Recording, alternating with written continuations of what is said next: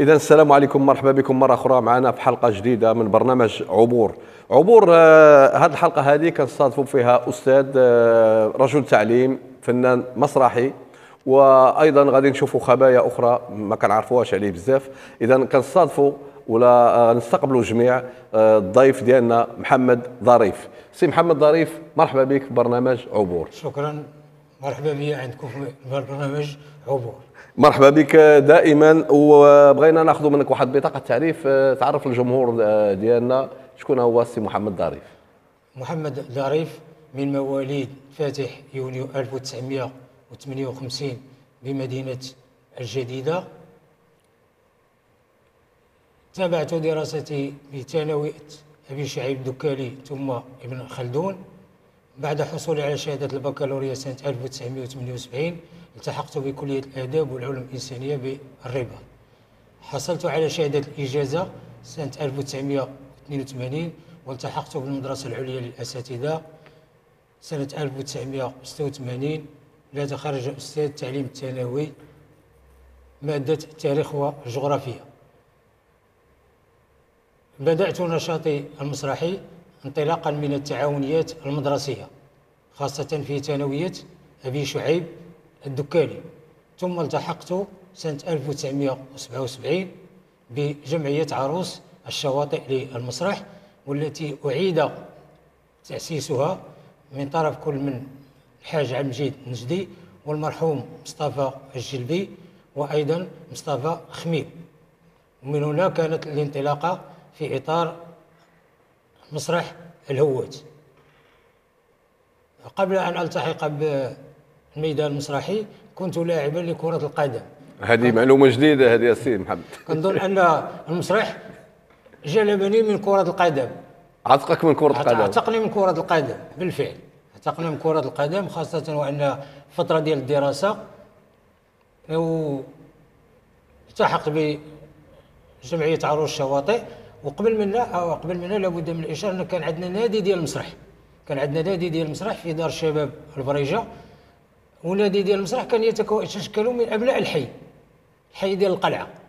كان المرحوم الطوسي مصطفى، كان بوشمام محمد، كان هناك قيسون محمد، كان مجموعة من الإخوان اللي أسسنا واحد النادي، وكنا نقوم بجولات داخل المخيمات، خاصة المخيم الحضري الذي كان يقام في مركز الإيوان.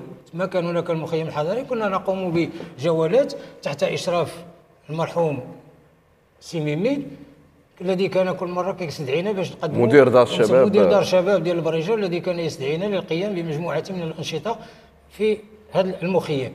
ثم التحقنا كمجموعة بجمعية عروس الشواطئ سنة 1977.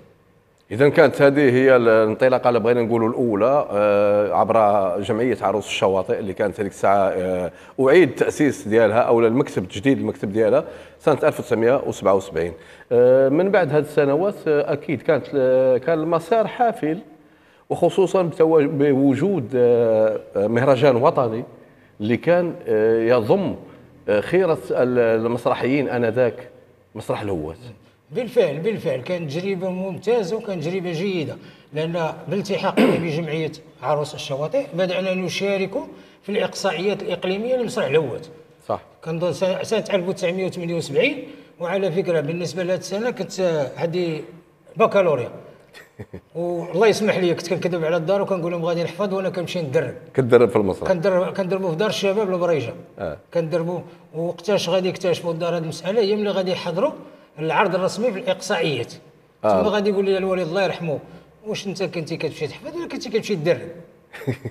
اذا انا قريتي بلا ما تعرف. قريتي بلا. اذا قدمنا مسرحيه ديال حكايه من زمان للمرحوم مصطفى الطوسي الله يرحمه، واخراج ديال مصطفى الجلبي. لان هذه المسرحيه كانت عندنا جائزه صراحه. هي هذه المسرحيه ملي كنا في النادي كان عندكم كانت عندنا في الريبرتوار. والوقت اللي بغيت تشارك جمعيه عروس الشواطئ في الاقصائيات اكتشفت بان عندنا هذه المسرحيه، قالت لك غادي نتقدموها. اذا قدمناها في الاقصائيات وكانت مسرحيه صراحه اللي لاقت الاعجاب ديال الجمهور حتى ديال اللجنه. وعلى ذكر الاقصائيات ديال المهرجان الوطني لمسرح الهوات كان هناك تنافس شديد، تنافس فني ما بين جمعيه عروس الشواطئ وجمعيه نهضه مسرحيه، خاصه سنه 1978 79 80.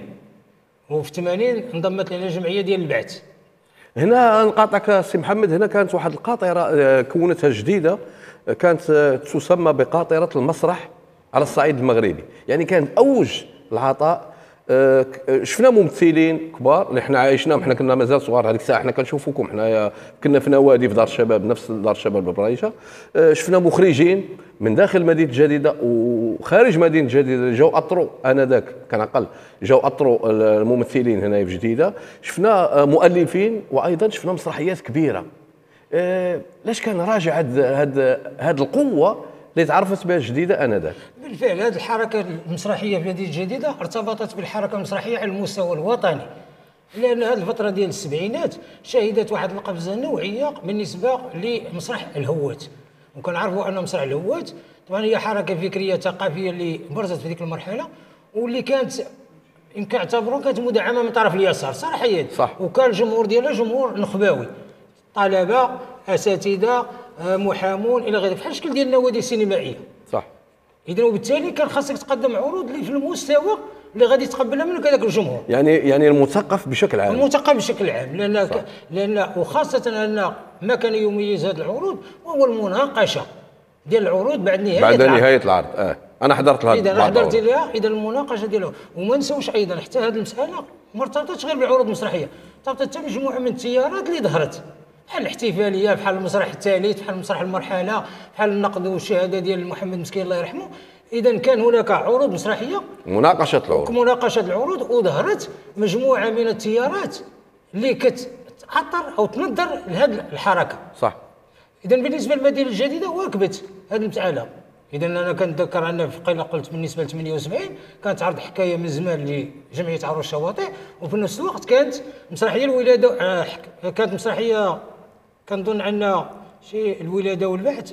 الولاده والبعث كانت في 80، كانت مسرحيه ديال ما بقيتش كنتذكر مزيان.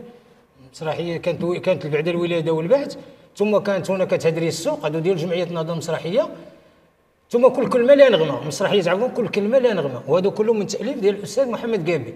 بالنسبه لعروس الشواطئ كانت مسرحيه ديال الحكايه من زمان توصي، وكانت مسرحيه ديال البيع بالمزاد العلني ديال سعيد عاهد.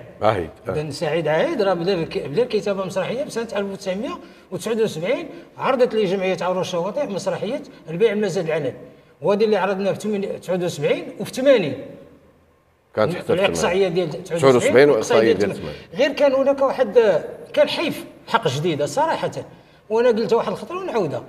تواجد الجامعه الوطنيه مسرح الهوات، واقول الجامعه وليس المؤسسه، ليس الشخص، واحد الوقت كانت كتشكل نقمه على المدينه الجديده صراحه، لان كانت عروض ممتازه. هذه العروض اللي قلت لك كلها كانت عروض ممتازه وبشهاده الجميع، ولكن كان راعي الجامعه يقع في حيث بغيت كنقولوا حنا غادي يدير العروس كيلقى مشكله مع النهضه، لان الفرقه ديالو غيدير النهضه غيلقى مشكله مع العروس. صح. والدليل على ذلك ان احنا في 1980 مشينا نعرضوا مسرحيه البيع بالمزاد العلني بمدينه تطوان على هامش المهرجان الوطني 21 الذي انعقد في تطوان سنه 1980، وقمنا بكراء قاعه العرض ووزعنا استدعاءات، ولكن منعنا من تقديم العرض لاسباب ما زلنا نجهلها الى يومنا هذا. مازال ما عرفتوش السبب؟ ما عرفنا السبب، لا، وربما كانت هناك ايادي خفيه كانت وراء الالغاء.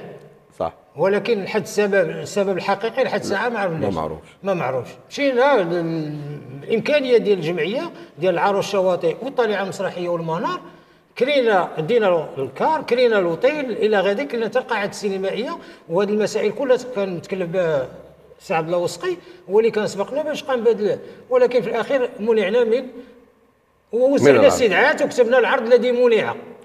كتبنا في الاستدعاءات نقوم باستدعائكم لحضور العرض المسرحي البيع بالمزاد العلني الذي منع من عرضه بقاعه السينما. باقي كنذكر واقيلا قاعه السينما الريف الا ما خادنيش الذاكره. كان واحد الزخم، وكان رغم كل شيء يعني احنا عشنا الفتره احنا صغار، ولكن ملي كبرنا سمعنا عليها اكثر وشفنا الرواد اللي كانوا عايشين هذيك الفتره، رغم بعض المشادات، ورغم بعض الاشياء اللي كانت لا تمت للثقافه او للمسرح بصله، ولكن كانت فتره زاهيه. يعني كل شيء كان كيحكي عليها بانه كانت فتره عرفات واحد انتشار واحد المجموعه من النصوص، وعرفت تشجيع لعده كتاب بداوا هذيك الساعه، وعرفت ايضا بروز شريحه من الممثلين الاكفاء اللي منهم بزاف مشاو السينما، مشاو التلفزيون، نظروا للمسرح. الساحه كانت رغم كل شيء كانت عامره. دابا الا بغينا نهضروا على الساحه الان، الساحه المسرحيه كيفاش كيشوفها السي محمد الضريب؟ قبل ما نجاوبك على هذا السؤال نكمل هذه المرحله ديال، لان مرحله مهمه. علاش؟ كانت الحركه المسرحيه كي شرتي لها كانت زاخره، ولكن واحد الوقت غادي اش غادي يوقع؟ غادي يوقع بحال القطيع، بحال ريبتير. علاش؟ ملي دخلنا اللي كنا كنسميها بدعه ديال العمل المشترك، وهذه ديما كنقولها. ولاو الوقت اللي كنا كنعرضوا 3 العروض 4 5 في السنه، ولا عرض واحد، ولا عرض واحد في اطار العمل المشترك. وهذا العمل المشترك لارضاء الجمعيات كوسيله لايصال المدينه الجديده الى المهرجان الوطني للمسرح الهوت، باش ما ندخلوش داك الصراع اللي شرط ليه عروس نضال باعت الى غير ذلك، باش ما نبقاوش مقسمين، ما نبقاوش اجي نديروا عمل مشترك واحد وغتكون عندنا حدود كبيره باش غادي نوصلوا للمهرجان الوطني للمسرح الهوت. صح. وبدات تجربه بمسرحيه فوس والاميره الصلعه الاستاذ عبد الكريم برشيد، واللي شاركت بها العمل المشترك في المهرجان الوطني الثاني والعشرين اللي انعقد بمدينه الرباط سنه 1981. ولا قلتي باغي تعرف شي اسرار، لان حتى مسرحيه المزاد العلني عفوا مسرحيه فوس الاميره الصلعاء عبد ربيه اسند له دور الشيطان الى في اخر لحظه. بقى الاقصائيات تقريبا 2 اسابيع تخلى ممثل على دور ديال الشيطان، ودور الشيطان هو الدور الرئيسي وسند عليه. وكانت عندي واحد الذاكره ديال الحفظ وتمكنت باش وبالفعل شاركنا بها في مدينه الرباط. وهذه ماشي اول خطره كتبقى. عرف خبارك المشكل ثاني ديال مشاهده صعلوك ديال عبد الكريم برشيد، ديال عبد الكريم برشيد اللي كنا غنشاركوا بها في مدينه وجده. اييه وهذيك 3 ايام ونسحب الممثل وحفظتي الدور ديالك خلال 3 ايام. كنت انا بحكم انني كنت كنحضر التداري مع المرحوم مصطفى الجلبي ومع الاخوان، تمكنا شويه باش صح. اذا قلت لك ملي بدات هذه المساله ديال العمل المشترك شويه بدات الحركه المسرحيه الجديده، الانتاج بدا يقل. الانتاج بدا كيقل وهذا ما كيمنعش كما اشرت ظهور مجموعه من الممثلين. اذا كنذكر بعض الاسماء مثلا بحال سعيد بن العبار، بحال مؤمن بشعيب، بحال فاطمه مكمولي، المرحوم عبد الفتاح الهلالي. اذا مجموعه من المرحوم تيباري مستف، ايبوركي عبد الاحد، مجموعه سي رباني حتى من الناس اللي عندهم التحقوا بنا من بعد انا. اذا هادو كانوا مجموعه ديال الممثلين اللي ظهروا مجموعه ايضا حتى من المؤلفين. صح. اللي بداوا اللي بدات بعض الكتابات ديالهم. صح. ولكن ما استمروش، بداوا بعض الكتابات ديالهم بحال العمل ديال خربوشه اللي تسمى حكايه فيها وفيها من بعد. اذا بحال المرحوم محمد معناوي الرجل التعليم اللي كان في النيابه اللي الف خربوشه، كان المرحوم الزين ايضا حتى هو كان عنده بعض الابداعات. اذا كانوا مجموعه من المؤلفين اللي كانوا مجموعه من الممثلين اللي برزوا، كانوا مجموعه من المخرجين. ما نساوش المرحوم مصطفى الجلبي، مصطفى ابو عسريه، مصطفى الجلبي، عبد العزيز الشاكر ولا مصطفى ابو عسريه، دون نتاج ديال المدرسه ديال محمد سعيد عفيفي. صح. هادو كانوا في نفس الفتره اللي كانوا في واحد الفتره اللي ما يمكنش نتكلم عليها انا لانني ما عاشرتهاش، هذاك الشيء غير ما كنسمعوا. اذا كانوا ظهروا مجموعه من ولكن الا بغينا ندوي على الساحه الان، هذا هو السؤال الان، كيف ترى؟ انت عايشتي مخضرم، راك عايشتي اجيال اللي قبل وعشتي مع الجيل ديالنا حنا، ولكن جيتي بقيتي دابا كتشوف في هذا الشيء اللي كاين دابا واقع، كيفاش يمكن ينفسوا؟ انا كانت بحال تقول كانت ايضا حصلت عندي قطيع مع الحركه المسرحيه المدينه الجديده لظروف العمل. ملي كنت انتقلت ملي سافرتي ملي كنت انتقلت للناظور لظروف العمل الى غير ذلك، كانت عندي قطيع. وحتى في الناظور اللي اشتغلت في جمعيه ديال تيسغناس، وراه جمعيه دابا مشروع على المستوى الوطني والمستوى الدولي. اذا ملي كانت واحد النوع ديال القطيعه مع الحركه المسرحيه، واحد الوقت ملي دخل جديده وتقاعدت، كان المرحوم نور الدين الشامع حاول قال لك نحاولوا نسترجعوا الذكريات ونرجعوا للحركه المسرحيه. غير هذه السنه الاخيره لاحظت ان كاين واحد النوع ديال الديناميه في الحركه المسرحيه الجديده، والدليل على ذلك هو مجموعه من المهرجانات اللي انعقدت رغم غياب الدعم، رغم غياب قاعه اللي يمكن نعتبروا انها رغم كل الظروف، رغم كل الظروف كانت حركه مسرحيه. والدليل على ذلك هو دابا 3 المهرجانات ولا 4 تقريبا خلال شهرين ولا 3. صح، هذا دليل لا لان غير بدع، حنا غير بدع، الجمهور هو اللي كيحكم. صح، وخاص تكون واحد الثقافه ديال الاعتراف بالاخر. صح، ماشي مساله ديال انا حركه مسرحيه، وخاصه انا حركه مسرحيه دابا راه كاين واحد الاهتمام بها شيئا ما، ولكن المهم كاين، المهم كاين، راه المهم كاين ماشي بحال قبل. صح، قبل راه كان العدم، كان عندك دار شباب وحده جديده بعدا هي الفريجه. المنحه ديال الشباب والرياضه ما كانتش كتزاوج 800 درهم، 800 درهم يمكن يلا تجدد لك المكتب في ذاك الوقت. صح. دابا كاين واحد النوع ديال الاهتمام، كاين واحد النوع ديال الاهتمام بالحركه المسرحيه، وكما قلتي خاص الواحد غير يبدع، وخاص غير تكون واحد النوع ديال كما سبق الاشاره الاعتراف بالاخر، وما تكونش واحد النوع ديال الحزازات وما تكونش ديك الصراعات الى غير ذلك. صح، اي واحد دار شي عمل نصفق عليه صراحه. صح. لان الجمهور هو اللي كيحكم. خاص شويه ديال التآلف، خاص شويه ديال الناس يساعدوا بعضياتهم، وقفوا بجنب بعضياتهم. احنا ملي كنا العروسون هذا راه كان واحد التنافس لا يتصور، ولكن العلاقات الانسانيه كتبقى. انا في التعليل الله يرحمه كنت كنرجع نبات عنده في دارهم وبات عنده في دارهم، ولو حنا ملي غير نخرجوا من العور محمد قال بالاخوان كلهم. صح. كانت واحد علاقه لا الانسانيه بوحدها والفنيه بوحدها، بحال اللعبه ديال الكره، بحال اللعبه ديال الكره، كل واحد في فرقه، راه كل واحد فرقه ملي كيسال. صحيح. اذا ما نساوش حركه مسرحيه دابا راه كاين صراحه.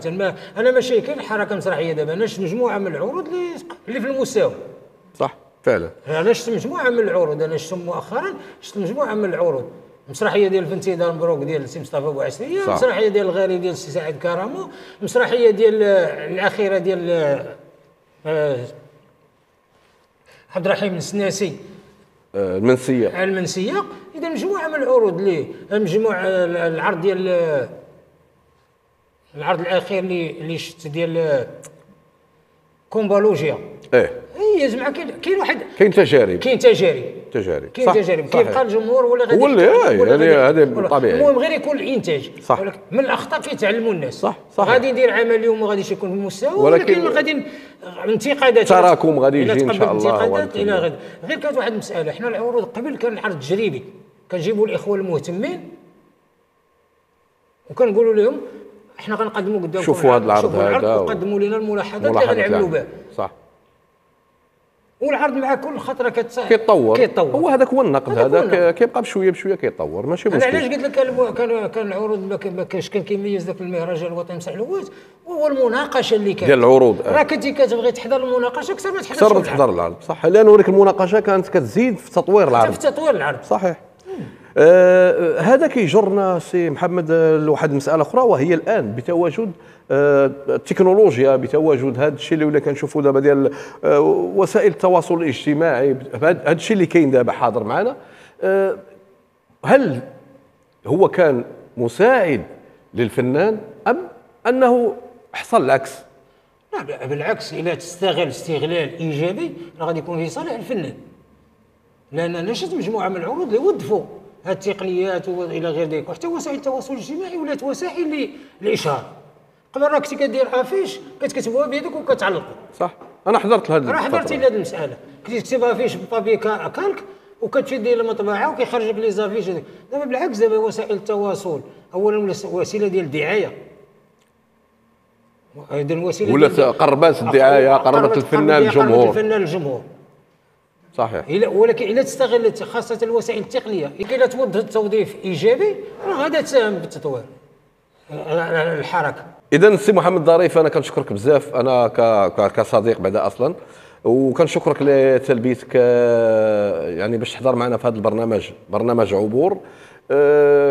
كاين شي سؤال كنتي كتمنى نسولو لك وما سولتوش لك؟ بدوري كنشكر سي محمد رباني وسي سعيد كرامو والاخ التقني اللي عبد الغني طبعا اللي تاحوا لنا هذه الفرصه باش نديروا هذه الدردشه ونرجعوا مرحبا. نرجعوا لواحد الذكريات، وربما راه كيغلب على التاريخ اكثر. اكيد بحكم أكيد. انها الماده ديال التاريخ كتبقى واحد مجموعه المعطيات عندي. صحيح. كاين مجموعه من سميتو، كنشكركم انا بزاف طبعا على اتاحه الفرصه دردشه شويه لتعريف بعض المرحله التاريخيه مهمه بالنسبه للحركه المسرحيه.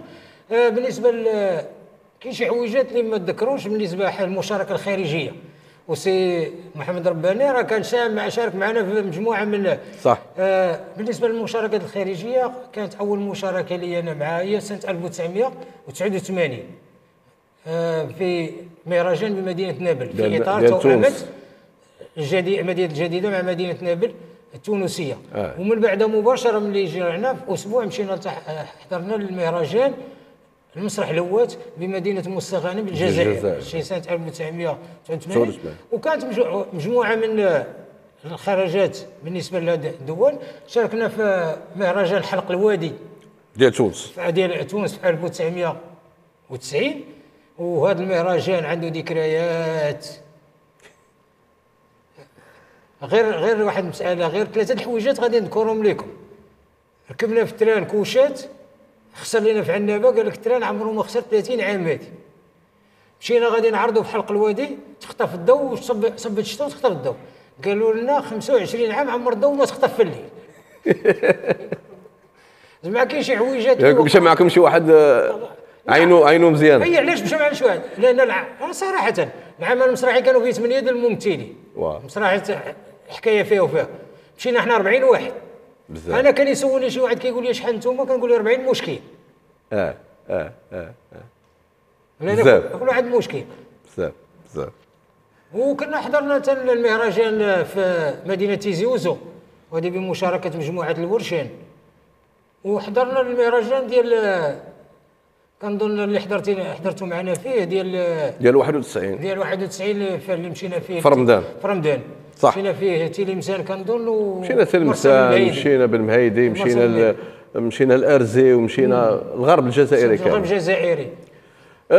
مرة أخرى شكرا سي محمد ظريف معنا، شكرا لك بزاف. غادي نبقى آخر سؤال، وهو هذه الحلقة هذه ستذاع على وسائل التواصل الاجتماعي، الموافقة ديالك؟ موافقة. مبدئيا شوف أنا ما جيت هنا إلا تذاع الحلقة إلا موافق. شكرا بإيجابياتها وسلبياتها. شكرا. إذا أعزائنا الكرام، شكرا لكم. انتهت الحلقة ديالنا، وإلى حلقة أخرى إن شاء الله من برنامجكم عبور.